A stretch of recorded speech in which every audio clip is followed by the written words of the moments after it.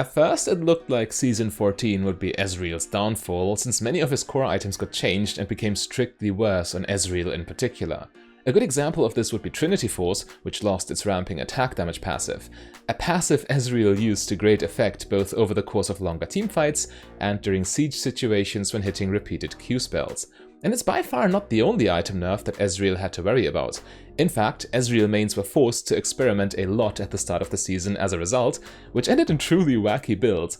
But finally, we are at a point at which Ezreal as a champion is more than stable, despite all the chaotic item changes. And the changes to the game as a whole were not all bad for Ezreal, to be honest. The patches also gave Ezreal a lot of new options, plus additional direct buffs to the scaling of his ability damage. But which of the current options are actually the strongest on Ezreal right now?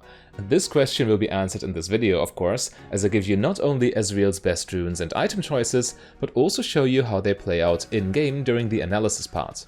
And in case you are truly determined to finally reach high elo in solo queue this season, here's a quick shout out to the League of Legends coaching company Solo Queue Solution, who are the sponsor of this video. They offer you one-on-one coaching with experienced challenger coaches for all 5 roles, and if you take the full 90 days course, Solo Queue Solution literally guarantees that you will climb to Diamond consistently afterwards. Your coach helps you identify the areas of the game where you can improve the most, and then creates an individualized lesson plan specifically for you. Even the very teaching style itself will be tailored to your needs.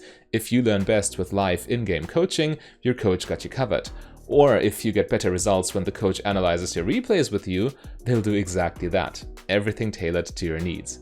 Yes, it is a premium service, but if that sounds interesting to you, you can find booking information and additional info in the description. So Ezreal's rune page. Yes, he has many potential options, and we will talk about them, but as a starting point, you can go for Conqueror, Presence of Mind, Legend Bloodline, and Coup de Grace, with Biscuit Delivery and Magical Footwear secondary. Conqueror had always been a great option on Ezreal. He is not purely auto-attack based, but also uses lots of his spells naturally, which does help stack Conqueror and provides a lot of value over longer fights. Keep in mind, many people think Conqueror is just about the healing, but keep in mind Conqueror actually provides a lot of adaptive force as well. It's beyond me how many people forget this all of the time, but on Ezreal all that adaptive force directly also feeds into the buffed scaling of his abilities. In any case, Conqueror more shines during late game fights, but if you value the early game more, Press the Attack is a noteworthy alternative. Press the Attack just does way more damage and is way more consistent during the early game, while still not being completely useless later on. Yes, Conqueror will outdamage Press the Attack in late game teamfights, but it's still valuable to tag that frontline tank with the Press the Attack damage buff. You can definitely go Conqueror every single game if you want to. You can also go Press the Attack every single game if you want to, but I would recommend Conqueror in that case, or you can just look at the matchup. In lanes where you should rather play for late game scaling because the enemy AD carry is an early game powerhouse, just pick Conqueror, and in lanes where you can walk all over the enemy AD carry because they need to scale, just pick Press the Attack and try to dominate them there. Now for the next row, the overwhelming majority of players pick Presence of Mind, and for good reason. It is a very strong Ezreal rune because it ensures you always have your spells ready when you need them. Especially lacking the mana to cast E during the earlier stages of the game is very frustrating and can get you killed, and Presence of Mind can prevent that. But, as you will see, the item build will take care of your mana for the most part, especially during the late game, so you can always pick Triumph instead if you really want to and if you feel confident enough, but Presence of Mind is definitely the safe choice. Now Legend Bloodline has no alternatives. Legend Alacrity is just way too bad on Ezreal in comparison, and also you don't want to buy lifesteal items in your build, so the lifesteal you get from runes and from Doran's Blade while you have it is the only thing you have to stay alive and healthy. Coup de Grace is chosen in the last slot because the other runes don't really give Ezreal as much, he does not have inherent synergies with Last Stand, and Cut Down, yes, might be a situational pickup, especially against very tanky compositions, but Coup de Grace is just very consistent at all stages of the game. Now for your secondary rune path, you have options again. Biscuit Delivery is set in stone essentially, you always want this, especially for the early game mana, because you need to be able to spam Q and also your E if you can. Well, not spam E, but use E when it's necessary and important, and Biscuit Delivery helps with that a lot. However, the second rune on the inspiration path is a little more interesting this season. Magical Footwear is always good and will always be good on AD carries because it saves you 300 gold, which you do not need to spend on boots, but instead you can spend on your next item. All AD carries scale with items a lot, so this 300 gold difference is a big deal. However, Ezreal is actually a good user of the new rune Triple Tonic. When we compare Triple Tonic to Magical Footwear directly, the rune will provide less gold value overall, of course, but the level 6 power spike can be situationally very good, but the most important part is you get your max rank E one level earlier. Of course you max Q first and E second, but the faster you get E to max rank, the better for your safety and overall playmaking potential in the mid and late game. It is worth considering, especially in lanes where you kind of value getting boots early. Okay, so let's now talk about the new Season 14 item build. A very big deal for Ezreal was the removal of mythic items, even though individual items got nerfed for him. Back in the day, he was essentially bound to Trinity Force because it was a mythic item, and without a mythic item, you wouldn't really have as much power as other champions. However, mythic items are a thing of the past, and Ezreal is very thankful for it. Yes, Trinity Force can still be played, and some people still do it, I would assume out of habit for the most part, but it's not necessary and I don't even think it's optimal. Trinity Force got hit really hard for Ezreal. Instead, what you should do is, well, you start with a Doran's Blade because Doran's items are broken.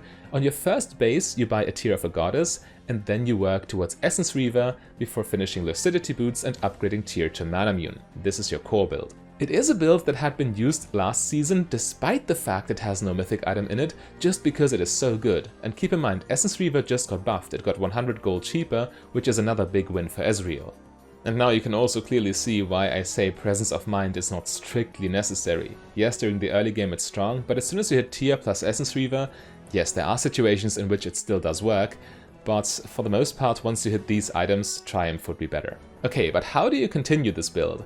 Well, you have multiple options, and I'm going to list them first, to then talk about each individual choice. For aggressive continuations, you got the options of Cyrilda's Grudge, Navori Quickblades, Spear of Shojin, and even Eclipse. Your best defensive options, on the other hand, are Frozen Heart and Morph Malmortius. Cyrilda's Grudge is really sad for Ezreal, to be honest. Back in the day, it was by far your best options against tanks, but it got really significantly worse against these bulky champions. The last Whisper component, the percent armor penetration, now scales with lethality, which even caused some Ezreal players to experiment with full lethality builds, but it's just not worth it, and you just have to accept the fact it will be weaker in Ezreal.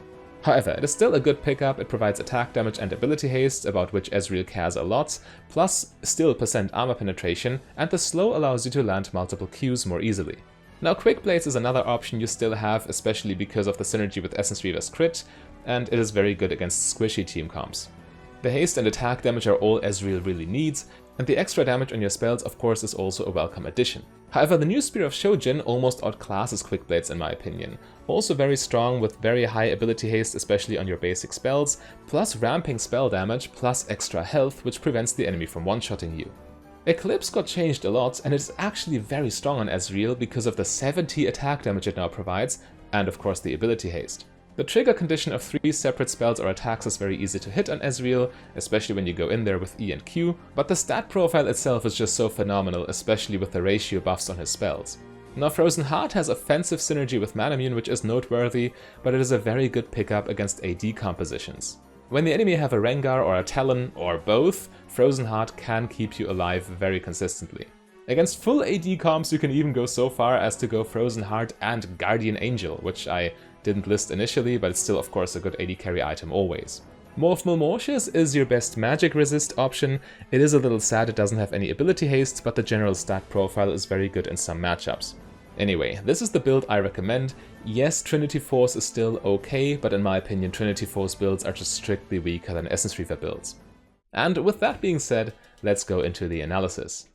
In this game, Ezreal got a Poppy support who decided to roam very early on, which is always a little tough for AD carries, and I mean, okay, her roam has moderate success at least, they get a flash out of Orianna, but we AD carries play a team-reliant role in the first place, and then the support leaves us alone as well. So what can you do? Well, the reality is that Ezreal is actually a champion who's completely fine in such a case. You can always farm from range with Q, because you want to scale anyway, it is no big deal. You don't need early game pressure in order to make something happen, you can just play for your mid game power spikes. And especially when you preserve your E cooldown, the risk of getting dived is almost zero at this point, and so the enemy can't deny you the farm, but of course it can be a little frustrating, you will lose some CS and get poked, but you're much better off than most other AD carries in a similar position. Ezreal is very self-reliant here. In any case, the beauty of Ezreal is that you're still very strong when it comes to brawling in the early game thanks to Doran's Blade. Back in the day, Ezreal started with tier because you wanted your stacks as fast as possible and Doran's Blade wasn't as strong, but nowadays Doran's Blade is so strong you can't really give it up, you delay your tier stacking of course, but people have forgotten back in the day how strong of an early game bully Ezreal can really be, and with Doran's Blade you can truly shine in situations like this, when the support or when anything happens in the bot lane really, which is quite likely due to the bot lane jungle changes in Season 14. While admittedly buying tier is still a relative loss in power for the time being, once you have Sheen, the enemy definitely must respect your damage plus range again. Especially your range is a big asset at that stage of the game. It's good playmaking potential despite needing to scale because you can stay relatively safe and typically can decide when to start trading and when do you want to sit back and farm. It is very easy on Ezreal to do, you can avoid the enemy when they're strongest and you can take advantage of them when they're in a bad position. However, this means that even in a very quiet lane where you can't really take advantage of enemies out of position, Ezreal's still completely fine just farming it up for his massive 2-item power spike. Unlike a true early game champion that relies on the chaos, Ezreal is somewhere in between, somewhere between early game bully and late game carry. It is true that you want to take advantage of your power spikes, but you also need to keep the relative power spikes in mind. If you're playing against a Sivir or a Jinx, who you can take advantage of, you do of course want to do that as much as possible, but if you need to sit back against a Jhin or Lethality Varus or another early game powerhouse, Ezreal doesn't care, he can outscale them later because they will fall off. But the moment you finish your Essence Reaver, this is the moment where you should truly start looking for fights no matter what. It is a massive power spike and you should try to make it count in some way, shape or form.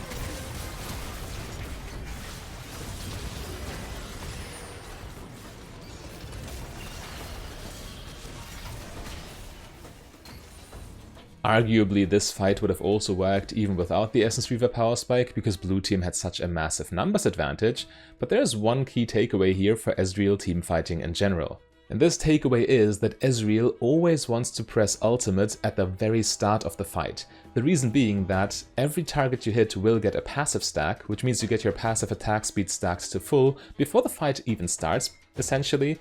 So if the longer the fight continues, the more value you will get from your attack speed steroid. Ezreal's strongest point in the game though is when lane phase eventually ends and you enter the mid game.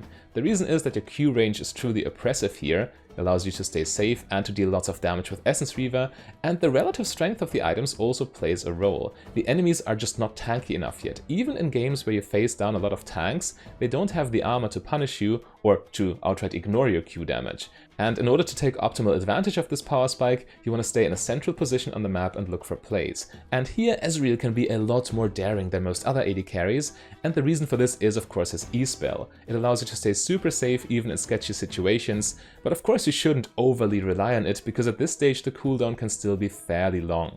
But truth be told, Ezreal's E is a really big deal. Even when you get hit by relatively dangerous spells that could kill any other AD carry in a blink of an eye, speaking of Lilia combo into ultimate for example, Ezreal can just cross a wall and be completely safe for the most part. But when it comes to late game teamfights, it is really important to play with confidence, which means daring to use Ezreal's E offensively too, as you will see here.